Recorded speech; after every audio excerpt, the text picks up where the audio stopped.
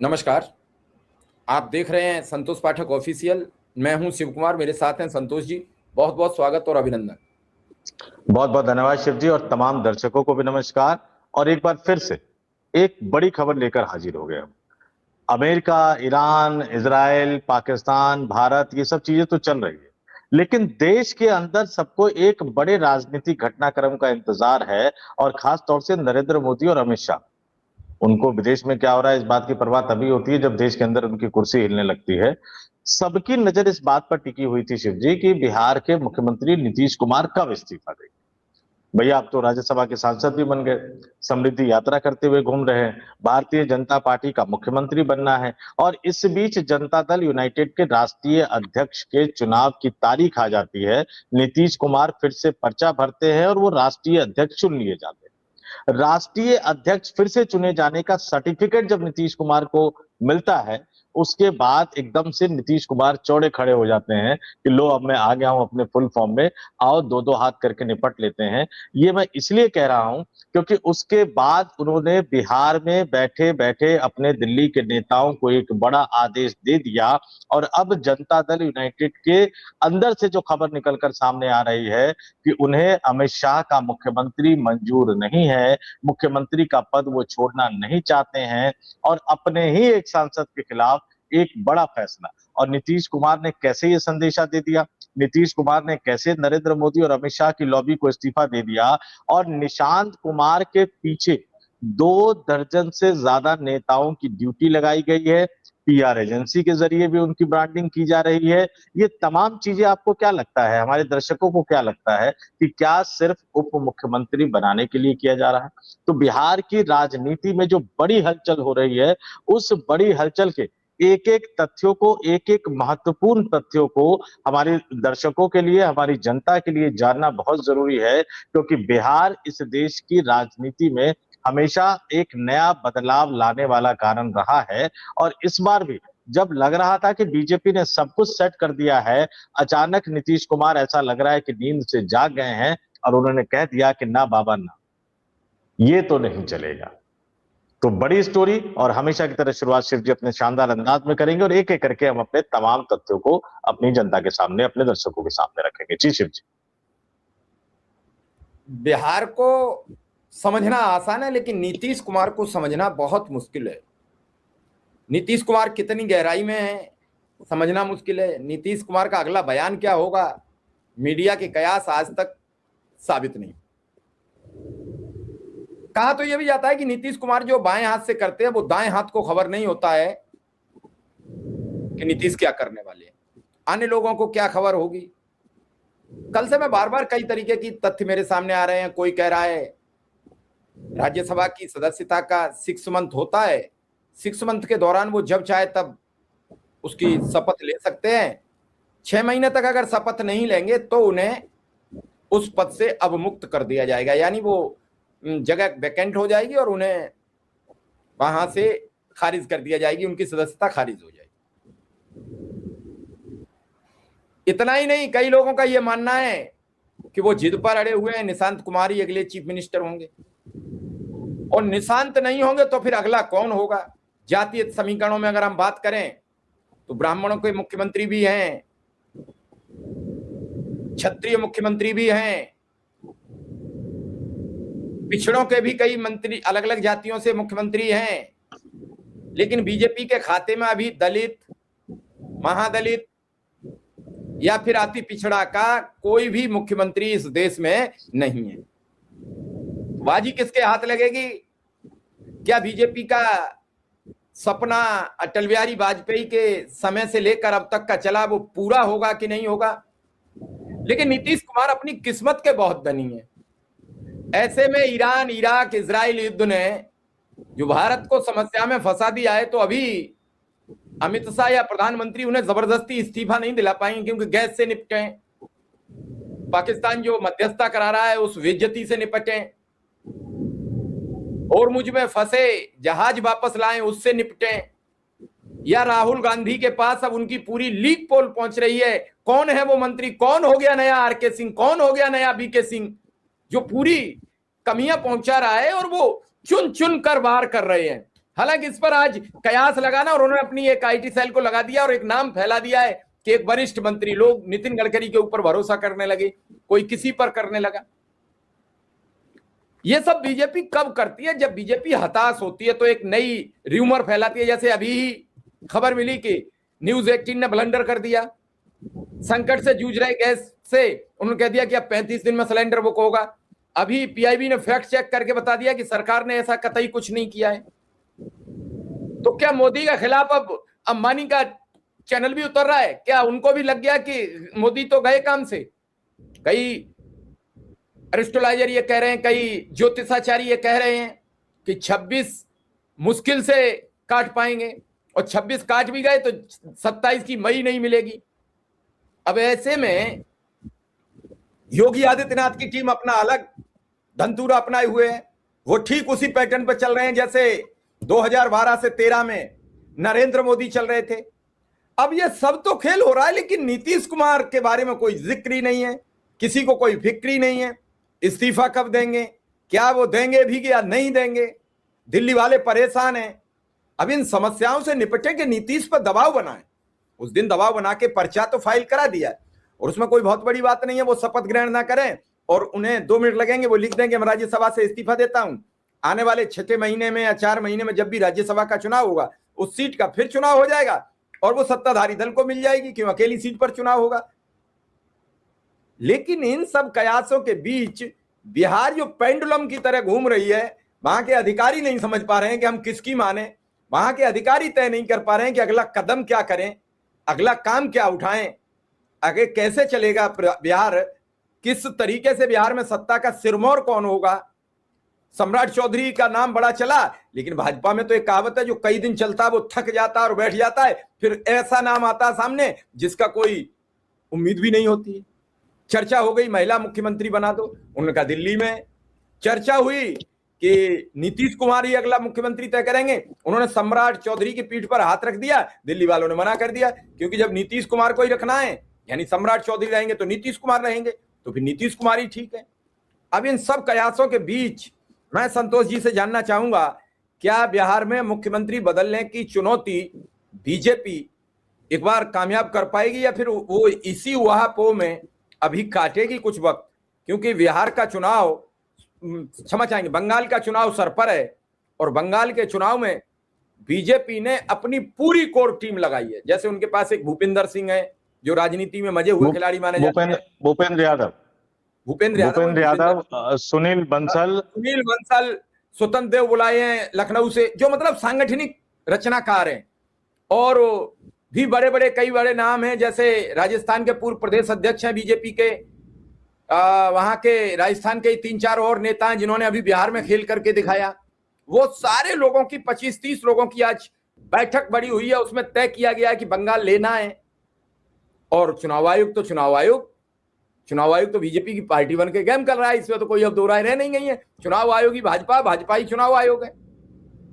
तो ये सारी समस्याएं आपके सामने जूझ रही हैं। ऐसे में क्या बिहार में परिवर्तन कर पाएंगे? देखिए शिव जी, मुख्यमंत्री नीतीश कुमार जो है बिहार में समृद्धि यात्रा पर है, तो वो बक्सर गए, और बक्सर के बाद अभी जब हम ये रिकॉर्डिंग कर रहे हैं तो वो भोजपुर पहुंचने वाले हैं। 2-3 चीजें स्पष्ट तौर पर हमें समझनी होगी। बिहार की राजनीति में किसी को ये यकीन नहीं हो रहा है कि जिस व्यक्ति ने मुरेठा बांधकर ये कसम खाई थी नीतीश कुमार को मुख्यमंत्री की कुर्सी से हटाएंगे, उन्हीं सम्राट चौधरी को नीतीश कुमार बिहार का मुख्यमंत्री बनाकर जाएंगे। कंधे पर हाथ रख रहे हैं, हाथ उठा रहे हैं, जबकि नीतीश कुमार को जानने और समझने वाले ये बखूबी जानते हैं कि वो अपने विरोधियों को, अपने दुश्मन को आखिरी समय तक हराने की कोशिश करते रहते हैं। तो ये लगातार उठकर निकलकर सामने आ रहा था कि भैया नीतीश कुमार सम्राट चौधरी के साथ गेम कर रहे हैं। क्यों? क्योंकि नरेंद्र मोदी और अमित शाह का एलिमेंट क्या रहा है? 2014 के बाद सत्ता में जब से आए हैं तो चौंकाने वाला एलिमेंट रहा है। जैसे आरएसएस के बारे में कहा जाता है सूचना मिली तो सोचना बंद, बीजेपी के बारे में कहा जाता है कि नाम अगर सामने आ गया तो आपको कुर्सी नहीं मिलेगी। और ऐसे लग रहा था कि नीतीश कुमार सम्राट चौधरी के साथ खेला कर रहे हैं, कम से कम वो सम्राट चौधरी को तो मुख्यमंत्री बनाकर नहीं जाएंगे। अब 2-3 चीजें हमें और भी समझनी होगी।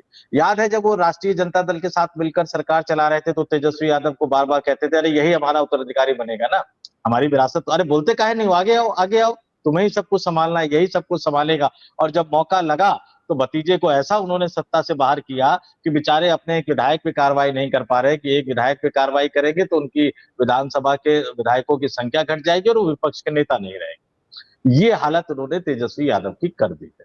तो अगर वो किसी को आगे बढ़ाते हुए नजर आते हैं तो पता नहीं सही मायनों में आगे बढ़ाते हुए नजर आते हैं, क्योंकि तेजस्वी यादव का तो उन्होंने हमेशा के लिए बंटाधार कर दिया अपने बेटे को राजनीति में लाकर, जनता दल यूनाइटेड में लाकर। ये सवाल लगातार उठ रहा था और लोग चौंक रहे थे। अमित शाह के लिए, नरेंद्र मोदी के लिए कई तरह की दिक्कतें वो खड़ी कर रहे थे, सम्राट चौधरी का नाम बार बार आगे करके बीजेपी में एक अलग तरह का विभाजन एक तरह से करवाने की वो कोशिश कर रहे थे।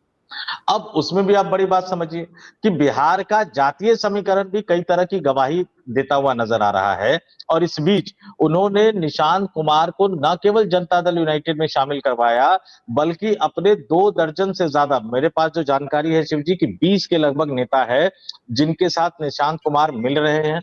कैसे बोलना है, कैसे चलना है, कैसे बयान देना है, नीतीश कुमार की तरह कैसे बयान देना है, कैसा कुर्ता आपको पहनना है, आपका ड्रेसिंग स्टाइल क्या होना चाहिए, आपका ड्रेसिंग सेंस क्या होना चाहिए। और उन्हें नीतीश कुमार के पुराने वीडियो दिखाए जा रहे हैं, जो वो लोकसभा सांसद रहते हुए उन्होंने भाषण दिया था, जो सदन के अंदर भाषण दिया था, जो मंत्री रहते हुए उन्होंने भाषण दिया था, जो पब्लिक रैली में जो बोलते हुए नजर आ रहे थे, वो तमाम चीजें जो है वो एक एक करके वो निशांत कुमार को दिखाया जा रहा है, ट्रेनिंग दी जा रही है।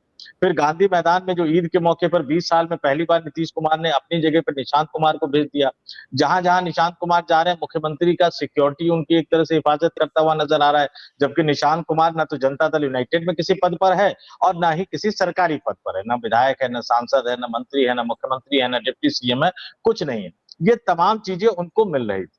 और उसके बाद जैसे ही राष्ट्रीय अध्यक्ष के तौर पर नीतीश कुमार का फिर से निर्वाचन होता है, वो बिहार से एक आदेश दे देते हैं और वो क्या कहते हैं, अपने नेता को, जो लोकसभा में उनके नेता हैं, उनको आदेश दे देते हैं भैया कि जनता दल यूनाइटेड के सांसद गिरधारी यादव की सदस्यता रद्द करने के लिए लोकसभा स्पीकर के पास रिक्वेस्ट दे। और जनता दल यूनाइटेड के जो नेता हैं जेडीयू संसदीय दल के लोकसभा में, दिलेश्वर कामत, ये लोकसभा स्पीकर को नोटिस थमा देते हैं कि भैया जो हमारे सांसद है गिरधारी यादव, ये पार्टी विरोधी गतिविधियों में लिप्त है, इनकी सदस्यता रद्द की जाए। और जो कई सारे सबूत आरोप लगाए गए, उसमें एक आरोप ये भी है कि गिरधारी यादव के बेटे राष्ट्रीय जनता दल के टिकट पर विधानसभा का चुनाव लड़ेंगे। अगर इस आधार पर अगर देखा जाएगा शिव जी, तो इस देश में कई नेताओं की सदस्यता चली जानी चाहिए, क्योंकि सब सेवा करना चाहते हैं। नहीं, सबसे पहले तो अशोक चौधरी की चली जानी चाहिए। हाँ, सबसे पहले तो अशोक चौधरी की चली जानी चाहिए। उनके सबसे खासम खास हैं। और अब तक इंतजार क्यों? अब तक इंतजार क्यों? या तो उनकी बेटी की जाए लोकसभा सदस्यता, या उनकी विधानसभा से जाए, या विधान परिषद, जो भी है विधान परिषद है वो तो। और ऐसे दर्जनों नेता। अभी एक उनके मंत्री के बेटे ने और ने भी तो लड़ा था चुनाव, जो हार गया विधानसभा में। और ये हर राज्य में है, और उनके ये हर राज्य में है। उनके एक खासम खास मंत्री के बेटे ने लोकसभा भी लड़ी थी, वो भी हार गया। और दूसरी बात शिव जी, एक अनार 100 बीमार वाली हालत बना दी। नीतीश कुमार जानबूझकर सम्राट चौधरी को आगे की, क्योंकि सम्राट चौधरी मूलतः भाजपा ही नहीं, राष्ट्रीय जनता दल से आए हुए हैं। उनके व्यवहार को लेकर आरएसएस के नेताओं की भी कई तरह की शिकायत है। वो तो एक पूर्व सांसद ने बकायदा प्रधानमंत्री को पत्र लिख दिया था कि भैया आपका गृह मंत्री का तो फोन उठ जाता है, लेकिन सम्राट चौधरी का फोन नहीं उठता है। इस तमाम तरह के आरोप लगे। और उसके बाद बिहार में मुख्यमंत्री किस जाति का बनाया जाए, देखिए एक एक चीज नीतीश कुमार ने कैसे गहरे गड्ढे खोद दिए हैं, और जनता दल यूनाइटेड किस तरह से आगे इस पे बढ़ रही है। क्योंकि मैंने हमेशा कहा कि जनता दल यूनाइटेड में 3 खेमे, एक तो आप जा रहे थे जो बीजेपी के साथ वाले थे, एक जो है वो आरजेडी वाले हैं, एक प्योर नीतीश कुमार के जो ये चाहते हैं कि जनता दल यूनाइटेड बचा रहे ताकि उनकी साख बची रहे। संजय झा जिस तरह से आगे चले, संजय झा जिस तरह से बड़े बनते चले गए, राजीव रंजन सिंह और लल्लन सिंह ने तुरंत पाला बदला, और पिछले कुछ दिनों में कम से कम 3-4 बार जो है वो निशांत कुमार राजीव रंजन सिंह और लल्लन सिंह से जाकर मिले, अलग अलग मौकों पर मिले, उनसे राजनीतिक गाइडेंस लेने की कोशिश की। तो एक बड़ा खेमा जनता दल यूनाइटेड में अब ये तैयार हो गया है, जो ये कह रहा है कि मुख्यमंत्री की कुर्सी जनता दल यूनाइटेड के पास ही रहनी चाहिए। नीतीश कुमार को अगर हटाया भी जा रहा है तो जेडीयू का ही कोई नेता मुख्यमंत्री बने। और नीतीश कुमार ने बड़े धीरे से ये सजेशन दिल्ली दरबार तक पहुंचा दिया है कि देखिए जी, पार्टी में बहुत गुस्सा है, पार्टी में बहुत नाराजगी है, वो नहीं चाहते कि मैं मुख्यमंत्री का पद छोड़ूं। लेकिन आपने कहा तो चलिए मैं मुख्यमंत्री का पद छोड़ देता हूं, दिल्ली आ जाऊंगा, आप लोगों के साथ बैठकी होती रहेगी, लेकिन पार्टी चाहती है कि मुख्यमंत्री का पद हमारे ही कोटे में रहे, बाकी जो चल रहा था वैसे चलने दीजिए। यहीं से अमित शाह का अपना मुख्यमंत्री बनाने का सपना एक तरह से टूटता जा रहा है। और जातीय समीकरण भी आप समझिए, भारतीय जनता पार्टी के जब आप मुख्यमंत्रियों की लिस्ट देखेंगे, 3 मुख्यमंत्री ब्राह्मण जाति से है, महाराष्ट्र, राजस्थान और असम में से। और उसके बाद 2 मुख्यमंत्री जो है वो राजपूत है, मतलब ठाकुर क्षत्रिय जाति से आते हैं, इसमें उत्तर प्रदेश है और उत्तराखंड है। इसके बाद एक मुख्यमंत्री यादव है मध्य प्रदेश के, एक मुख्यमंत्री जो है वो कुशवाहा सैनी है हरियाणा के। अब राष्ट्रीय अध्यक्ष बिहार की धरती से आते हैं, वो कायस्थ है। और प्रधानमंत्री हो, गृह मंत्री हो और दिल्ली के मुख्यमंत्री, ये तीनों जो हैं वो वैश्य समुदाय से आते हैं। भले ही इनकी कैटेगरी इनकी अलग अलग है, लेकिन मूलतः ये उसी समुदाय से आते हैं। अब बिहार में जो पिछड़ी जाति वाली जो राजनीति है, जो अति पिछड़ी वाली जो राजनीति है, वो नीतीश कुमार तो नहीं चाहेंगे कि भारतीय जनता पार्टी करे, क्योंकि अब वो बेटे को राजनीति में ला चुके हैं।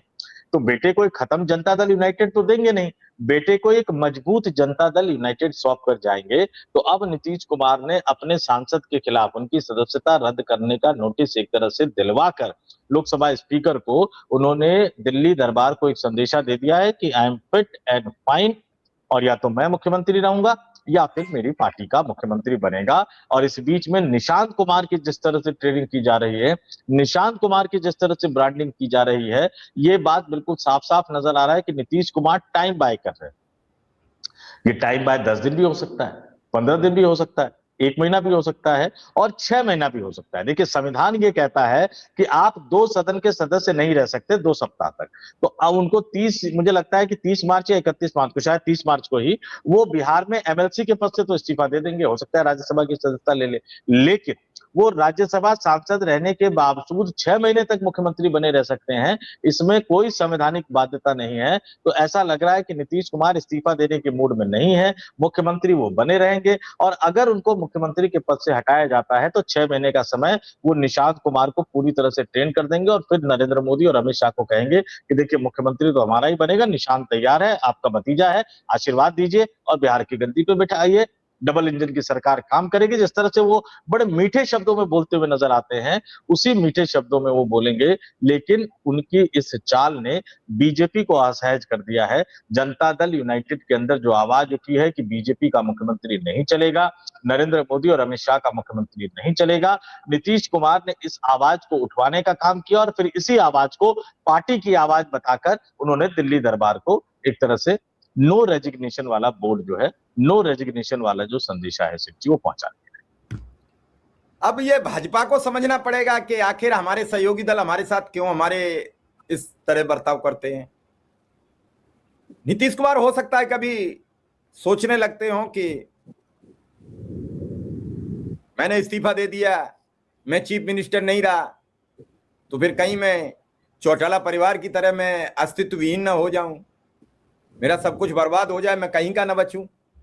आज तो इस काबिल हूं कि ये ऊधम दें तो आरजेडी या विरोधी दलों के साथ मिलकर अपनी सरकार तो सुरक्षित रख सकता हूं। ये नीतीश कुमार का लक बड़ा साथ देता है कि वो एक ऐसी विडंबना बन जाते हैं, या तो सीटें इतनी हो जाती हैं कि बिना उनके काम नहीं चलेगा, या वो ऐसा आंकड़ा फंसा देते हैं कि बिना उसके काम नहीं चलेगा।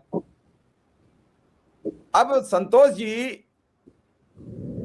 बिहार नीतीश और नीतीश बिहार, बिहार में बाहर है, नीतीश ही कुमार है, बड़े नारे लगाए बीजेपी ने। अब नीतीश कुमार से इतनी नफरत क्यों हटाना चाहती है नीतीश कुमार को? क्यों उस तिलिस्म को तोड़ना चाहती है? हालांकि भाजपा ने एक भी रैली में अपनी में ये नहीं कहा कि जब सरकार बनेगी तो हम नीतीश कुमार को मुख्यमंत्री बनाएंगे। ये कहा कि इनके नेतृत्व में चुनाव लड़ा जाएगा। चुनाव लड़ना अलग बात है और सरकार बनाना दोनों विपरीत बातें हैं। बीजेपी अपना झूठ नहीं बोली है कुछ भी। और अमित शाह सिस्टम बदलने के माहिर खिलाड़ियों में माने जाते हैं। ये लोग तो केवल एक ही आदमी से डरते थे, उस शख्स का नाम हुआ करता था शख्सियत का मायावती, कि वो उत्तर प्रदेश में हर बार 6 महीने की सरकार बनाती थी, लेकिन अपना कार्यकाल पूरा करने के बाद उन्होंने कभी बीजेपी को मौका ही नहीं दिया आज तक। इन्हें ऐसे लोगों की जरूरत है। लेकिन आज वो भी होती तो वो वही करती जो अमित शाह करते, क्योंकि अब बदली परिस्थितियां हैं। हर समय हर व्यक्ति के ग्रह दशा एक जैसे नहीं रहते हैं। अब तो वो इनसे वो भी करवा लेते हैं जो उन्हें नहीं करना चाहिए, वो तारीफ करवा ली उन्होंने, यूजीसी की तारीफ करवा ली जो सवर्ण के लिए था, ब्राह्मणों की अभी तारीफ करवा दी। अब नीतीश कुमार का इस्तीफा होगा कि नहीं होगा, ये तो मैं दर्शकों से भी सवाल लेना चाहता हूं। भैया आप ही बताओ इस्तीफा होगा कि नहीं होगा। बिहार के लोग ज्यादा तादाद में बताओ कि इस्तीफा होगा कि नहीं होगा। लेकिन भाजपा नीतीश से इस्तीफा लेने पर अड़ी क्यों है संतोष जी? देखिए शिव जी, इसमें कोई अबूझ पहेली नहीं है। बिहार जरूर भारतीय जनता पार्टी के लिए अबूझ पहेली है, लेकिन भारतीय जनता पार्टी की मंशा जो है वो उसको समझने में कोई दिक्कत नहीं, क्योंकि वो हर जगह अपना ही मुख्यमंत्री वो बनाना चाहते हैं। आप ये देखिए, उत्तर प्रदेश में आपने मायावती का जिक्र किया, इन्हीं मायावती की पार्टी को तोड़ के कल्याण सिंह ने जंबो जेट कैबिनेट बना दिया था। शायद 93 या 97 मंत्री बनाए थे कल्याण सिंह ने। पूरी की पूरी कांग्रेस तोड़ी, बहुजन समाज पार्टी तोड़ी, कोई लोकतांत्रिक कांग्रेस बना तो कोई बहुजन आगे पीछे कुछ दाम लगा के बनाया गया। अब उत्तर प्रदेश में इन्होंने बहुजन समाज पार्टी को खत्म किया, मुकाबला सपा से है, तो देखिए लगातार 2 बार से चुनाव जीत रही है। महाराष्ट्र में देखिए कि जो राजनीतिक दल एक समय में शिवसेना की बैसाखी पर चला करता था, संजय राउत की किताब में तो बड़े बड़े खुलासे हैं कि लाल पीली टैक्सी में पहुंचकर अमित शाह गए थे बाला साहब ठाकरे के पास कि मुझे बचा लीजिए। उसी शिवसेना को खत्म किया, आज भारतीय जनता पार्टी का मुख्यमंत्री है। इस देश में पंजाब में देखिए अकाली दल के साथ थे, अकाली एक तरह से मटिया मेट कर दिया है। अब वहां पे कांग्रेस, आम आदमी पार्टी और बीजेपी के बीच मुकाबला है। बीजेपी जरूर तीसरे नंबर की पार्टी है, लेकिन आगे जाकर कोई ना कोई तो वो गुल खिलाएगी। कर्नाटक देख लीजिए कि ऑपरेशन लोटस चलाना पड़ता था क्योंकि एचडी देवगौड़ा की पार्टी मजबूत पार्टी थी। आज जनता दल सेकुलर उनके साथ है और देवगौड़ा उनके समर्थन में चिट्ठी लिख रहे हैं आज, और उनके बेटे एचडी कुमार स्वामी मोदी सरकार में मंत्री है। जम्मू कश्मीर में थोड़ा सा उनका प्लान चूक गया भाई, उन्होंने उमर अब्दुल्ला को भी एक समय में साथ लिया था, एक समय में महबूबा मुफ्ती को भी साथ लिया था, लेकिन अभी भी विपक्ष में बैठ रहे, लेकिन नंबर 2 की पार्टी तो वो बन गई है। उसके बाद हरियाणा में देखिए किस तरह से उन्होंने चौटाला परिवार और बंसीलाल परिवार को एक तरह से तहस नहस कर दिया। हरियाणा में अब उनकी सरकार बनी हुई है। दिल्ली में कांग्रेस को हटाने के लिए आम आदमी पार्टी का इस्तेमाल किया, फिर आम आदमी पार्टी को भी धीरे से हराकर अब वो सत्ता में है। बाकी तमाम राज्यों में देख लीजिए, बिहार में अभी तक इसलिए नहीं कर पाए क्योंकि नीतीश कुमार 15% वोट बैंक के मालिक आज भी बने हुए हैं और वो ड्राइविंग सीट पर है। और उन्होंने जब जब उनकी राजनीति कमजोर हुई तो दलितों से महादलित निकाल दिया उन्होंने, पिछड़ों से अति पिछड़ा निकाल दिया उन्होंने, बिल्कुल नरेंद्र मोदी स्टाइल में। बल्कि नरेंद्र मोदी ने उनसे ये सीखा है और उन्होंने महिलाओं का एक सॉलिड वोट बैंक तैयार किया है जो धर्म और जाति की सीमा से परे। हिंदू महिलाएं भी उनको वोट करती है, मुस्लिम महिलाएं भी उनको वोट करती है, जनरल कास्ट की महिलाएं भी उनको वोट करती हैं, ओबीसी, एससी, एसटी, दलित, महादलित ये भी उनको वोट करते हैं, पिछड़े वर्ग के लोग, अत्यंत पिछड़े वर्ग की महिलाएं ये भी उनको वोट करती है। ये एक ठोस वोट बैंक नीतीश कुमार ने तैयार कर लिया, जिसकी वजह से भारतीय जनता पार्टी उनको हटा नहीं पा रही है। और आज की तारीख में भी बीजेपी को उनसे गुहार लगाना पड़ रहा है कि अब इस्तीफा दे दीजिए। राज्यसभा का पर्चा भरवाने के लिए अमित शाह को जाना पड़ा पटना, अब इस्तीफा लेने के लिए क्या नरेंद्र मोदी खुद जाएंगे, इसके लिए हमें इंतजार करना पड़ेगा। नीतीश कुमार इस्तीफा देने के मूड में नहीं है और उन्होंने कह दिया है बीजेपी का मुख्यमंत्री नहीं चाहिए। और आने वाले दिनों में ये तो सिर्फ शिवजी 25 या 30% बिहार की राजनीति है जो सामने आई है।